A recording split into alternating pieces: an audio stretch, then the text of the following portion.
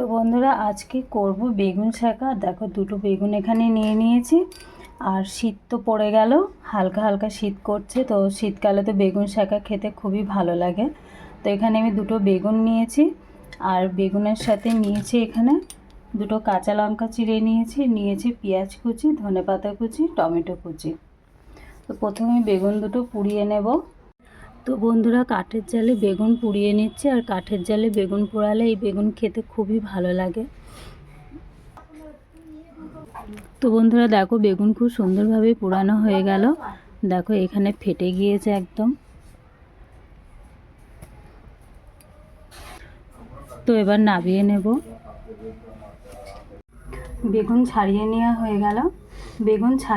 হয়ে গেল। আর কড়াই বসিয়ে দিয়েছি। কড়াইয়ে তেল গরম হয়ে গেল। এবার আমি তেলের মধ্যে দিয়ে দিচ্ছি একটু পেঁয়াজ কুচি, কাঁচা লঙ্কা কুচি, দিয়ে দিচ্ছি কুচিয়ে রাখা টমেটো।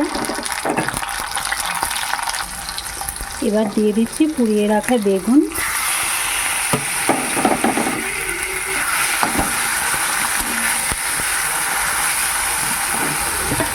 দিয়ে দিচ্ছি ধনেপাতা কুচি।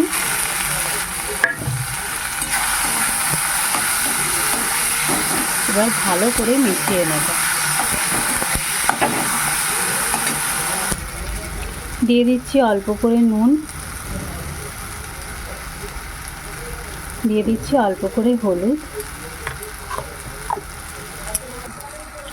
দিয়ে দিচ্ছি চিনি। এবার ভালো করে মিশিয়ে নেব।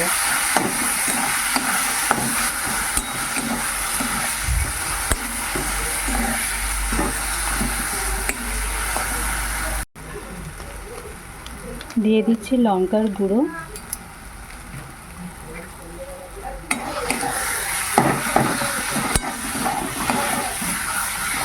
ভালো করে মিশিয়ে নেওয়া হয়ে গেল। এবার ভালো করে একটু নেড়ে নিয়ে নামিয়ে নেব। আর এটা রুটির সাথে খেতে খুবই ভালো লাগবে। গরম গরম রুটি আর গরম গরমের বেগুন শাঁকা এভাবে রান্না করে রুটি দিয়ে খেতে দারুণ লাগে। তো বন্ধুরা তৈরি হয়ে গেল বেগুনের ভর্তা।